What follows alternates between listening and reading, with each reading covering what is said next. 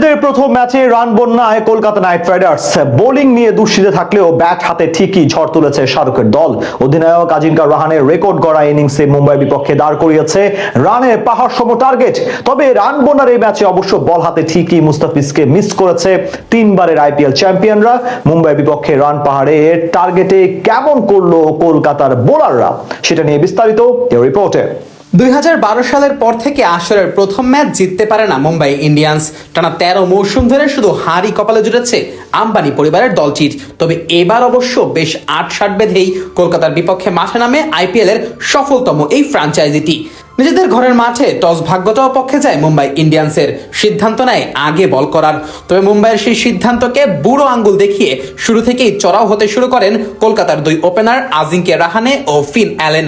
প্রতি ওভারেই একের পর এক 4 ছক্কায় রানের গতি বাড়াতে থাকেন এই দুই ব্যাটার। ট্রেন্ট বোল্ট, আল্লাহ মোহাম্মদ গজনফর কিংবা হার্দিক পান্ডিয়া কাউকেই ছাড় দেয়নি কলকাতার ওপেনাররা। আর তাতে করে মাত্র চতুর্থ ওভারেই দলীয় 50 রানে পৌঁছে যায় কলকাতা। তবে ইনিংসের ষষ্ঠ ওভারে আঘাত হানেন শার্দুল ঠাকুর, বিদায় করেন ফিন অ্যালেনকে।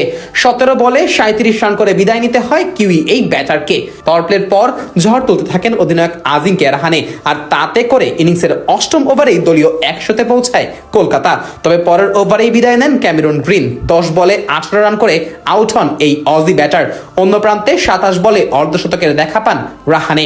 মাঝের দিকে এসে মুম্বাইয়ের বোলারদের চাপে কিছুটা খেই হারিয়ে ফেলে সফরকারীরা। 14তম ওভারে বিদায় নেন রাহানে। কলকাতার অধিনায়কের ইনিংস শেষ হয় 40 বলে 67 রানে।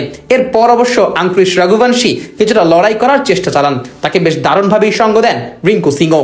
ইনিংসের 19তম ওভারে হার্দিককে একটি 4 হাঁকিয়ে অর্ধশতকে পৌঁছান রঘুবংশী। তবে পরের বলেই তিলক ভার্মার হাতে ক্যাচ তুলে দেন এই ব্যাটার। শেষ হয় তার 29 বলে 51 রানের ইনিংস। শেষ ওভারে বুমরার বলে 11 রান তুললে কলকাতার ইনিংস শেষ হয় 220 রানে। 221 রানের লক্ষ্যে খেলতে নেমে কলকাতার বোলারদের নিয়ে ছেলে খেলায় মেতে ওঠেন মুম্বাইয়ের দুই ওপেনার। প্রথম ওভার থেকেই ঝড় তুলতে শুরু করেন কলকাতার বোলারদের উপর। মুস্তাফিজের পরিবর্তে কলকাতার স্কোয়াডে জায়গা পাওয়া মোজারাবানিকেও তুলোধনা করে ছাড়েন রোহিত শর্মা, রায়ান রিকালটনরা। বৈভব আরোরাকেও ছাড় দেননি এক বিন্দুও। এক ওভারেই 3 ছক্কা হাঁকান এই দুই ব্যাটার। বরুণ চক্রবর্তী, কার্তিক ত্যাগী পাওয়ার প্লেতে যেই বলে এসেছেন তার বলেই রান তুলেছেন মুম্বাইয়ের ব্যাটাররা। আর তাতে করে প্রথম 6 ওভারে মুম্বাই কোনো উইকেট না হারিয়েই তুলে ফেলে 80 রান, যার মধ্যে 23 বলে অর্ধশতক পূর্ণ করেন রোহিত শর্মা। পাওয়ার প্লে শেষেও চলতে থাকে এই দুই ব্যাটারের ঝড়। 24 বলে অর্ধশতক পূর্ণ করেন এই দুই ব্যাটার। আর তাতে করে ইনিংসের 10 ওভার শেষে 122 রানে গিয়ে পৌঁছায় মুম্বাই। শেষ পর্যন্ত পাহাড় সম রান করেও বোলারদের চরম ব্যর্থতায় কপাল পুড়েছে শাহরুখ খানের দলের। তাই তো বলাই যায় এমন ম্যাচে টাইগার পেসার মুস্তাফিজুর রহমানকে ঠিকই মিস করেছে কলকাতার এই ফ্র্যাঞ্চাইজি।